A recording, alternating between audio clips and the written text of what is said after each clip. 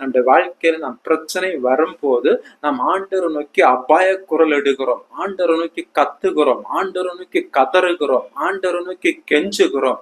ஆண்டவரை என்னை விட்டுவியும், ஆண்டவர் இந்த உபத்திரவத்தில் என்னை விட்டுவியும், ஆண்டவர் இந்த போராட்டத்தில் என்னை விட்டுவியும், ஆண்டவர் இந்த பிரச்சனை விட்டுவியும். ஆனாலும் இயேசு ஆமன் அமைதியாக தான் காணப்படுவார். பாருங்கள், அநேக வேளையில நம்முடைய வாழ்க்கையில நாம் ஆண்டவரை நோக்கி நாம் அவன் பிரச்சனைகள் மத்தியில ஆண்டவரை நோக்கி கூப்பிடுகிற வேளையில பல நேரங்களில ஆண்டவர் நம்முடைய வாழ்க்கையில அமைதியா இருக்கிறதை பார்க்க முடியும். பாருங்கள், அவன் நம்முடைய வாழ்க்கையில என்ன நடக்கும் என்று சொல்லி ஆண்டவருக்கு நன்றாக தெரியும். பாருங்கள், நாம் தாம் அவன் கவலைப்படுகிறோமே தவிர ஆண்டவருக்கு நம்முடைய வாழ்க்கையை குறித்து எந்த கவலையும் கிடையாது. பாருங்கள், நாம் தான் கவலைப்படுகிறோம், இந்த வியாதினால நான் மரித்து போய் விடுவேனோ, நான் செத்து போய் விடுவேனோ, இந்த குடும்பம் அவன் சின்ன பின்னம், இந்த பிரச்சனைனால இந்த குடும்பம் சின்ன பின்னமாகி போய்விடுமோ, ஒன்றுமில்லாமல் போய்விடுமோ, ஜனங்கள் மத்தியில்